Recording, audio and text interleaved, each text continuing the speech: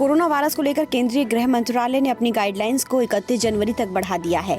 गृह मंत्रालय ने ब्रिटेन में आए कोरोना के नए स्ट्रेन का जिक्र करते हुए कहा कि अधिक सावधानी बरतने की जरूरत है। मंत्रालय के दिशा निर्देशों के मुताबिक कंटेनमेंट जोन को सावधानी पूर्वक सीमांकित किया जाना जारी रहेगा।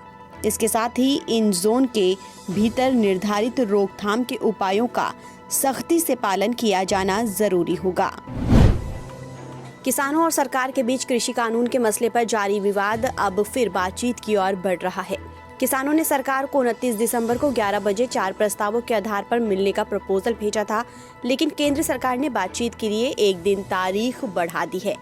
केंद्र सरकार की किसानों के साथ बातचीत 30 दिसंबर को दिन में दोपहर 2 बजे होगी। इस बाबत केंद्रीय कृषि सचिव संजय अग्रवाल ने किसानों को एक चिट्ठी लिखी है।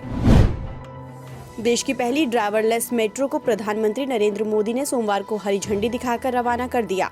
देश की पहली ड्राइवरलेस ट्रेन दिल्ली मेट्रो के मजेंटा लाइन और पिंक लाइन पर चलाई जानी है। पहले चरण में ड्राइवरलेस ट्रेन मजेंटा लाइन पर जनकपुरी पश्चिम से नोएडा के बोटानिकल गार्डन मेट्रो स्टेशन के बीच दौड़ेगी। उसके बाद साल 2021 में पिंक लाइन में 57 किलोमीटर तक ड्राइवरलेस मेट्रो चलाने की योजना है, जो मजलिस पार्क से शिव विहार तक की दूरी तय करेगी। प्रधानमंत्री नरेंद्र मोदी ने बीजेपी नेता अरुण जेटली को उनकी जयंती पर सोमवार को श्रद्धांजलि दी और कहा कि उनका ओजस्वी व्यक्तित्व, बुद्धिमत्ता, कानूनी समझ और हाजिर जवाबी को वो सभी लोग याद करते हैं जो उनके काफी निकट थे। वहीं गृह मंत्री अमित शाह ने दिल्ली के फिरोज शाह कोटला स्टेडियम में दिवंगत बीजेपी नेता की प्रतिमा का अनावरण किया। इस मौके पर उन्होंने कहा कि प्रधानमंत्री नरेंद्र मोदी और अरुण जेटली में गहरी दोस्ती थी। वो एक बेहद तार्किक नेता थे। उनके पास हर सवाल का सटीक जवाब होता था।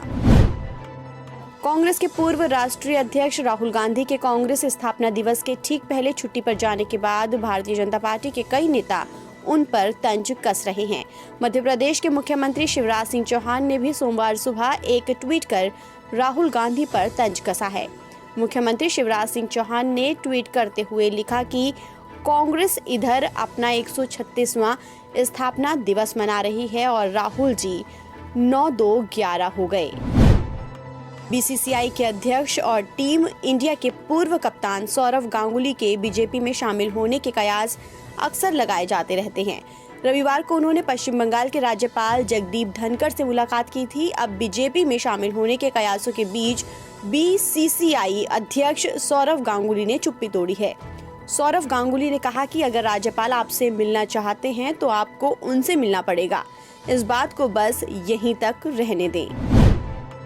पीएमसी बैंक धोखाधड़ी मामले में शिवसेना नेता संजय राउत की पत्नी को पूछताछ के लिए समन जारी किया गया है। समन के एक दिन बाद सोमवार को राउत ने बीजेपी पर जोरदार निशाना साधा। पत्नी के नाम ईडी के संबंध से आग बबूला शिवसेना नेता संजय राउत ने केंद्र सरकार को चेतावनी देते हुए कहा कि वो इस तरह की चीजों से डरने वाले नहीं हैं। संजय राउत ने कहा कि मुझसे पंगा मत लेना, मैं नंगा आदमी हूं और शिव सैनिक हूं। मेरे पास बीजेपी की फाइल है, अगर उसे निकाला तो आपको देश छोड़कर भागना पड़ेगा। नोबेल पुरस्कार विजेता अर्थशास्त्री अमर्त्य सेन ने देश में चर्चा और असहमति की गुंजाइश कम होते जाने को लेकर रोष प्रकट किया है। साथ ही उन्होंने दावा किया कि मनमाने तरीके से देशद्रोह के आरोप थोपकर लोगों को बगैर मुकदमे के जेल भेजा जा रहा है। हालांकि अक्सर ही सेन की आलोचना के केंद्र में रहने वाली बीजेपी ने इस आरोप को बेबुनियाद करार दिया है। यूपी में नए साल का जश्न मनाने के लिए पुलिस प्रशासन से पहले अनुमति लेनी होगी। आयोजित कार्यक्रम में 100 से ज्यादा लोग शामिल नहीं हो सकेंगे। इस संबंध में प्रदेश के मुख्य सचिव आर.के. तिवारी ने वरिष्ठ अफसरों को पत्र लिखकर निर्देश दिए हैं। पत्र में अफसरों को अपने जिलों में कार्यक्रम के दौरान कोविड प्रोटोकॉल का कड़ाई से पालन करने के निर्देश दिए गए हैं। खुली जगह पर आयोजन होने पर क्षमता से 40% लोग ही इकट्ठा हो सकेंगे। सोमवार को घरेलू शेयर बाजार में अच्छी तेजी देखने को मिली। सुबह में बाजार मजबूत खुले, फिर चौतरफा खरीदारी से पूरे दिन सेंटीमेंट मजबूत बना रहा। सेंसेक्स पहली दफा 47,000 अंक के पार बंद हुआ। सेंसेक्स 380 अंक की छलांग लगाकर 47,354 के स्तर पर बंद हुआ। वहीं निफ्टी 124 अंक की तेजी दर्ज कर 13,873 पर कारोबार खत्म किया। फिलहाल इस खबर में इतना ही। देश और दुनिया की तमाम खबरों के लिए आप बने रहिए वन इंडिया हिंदी के साथ।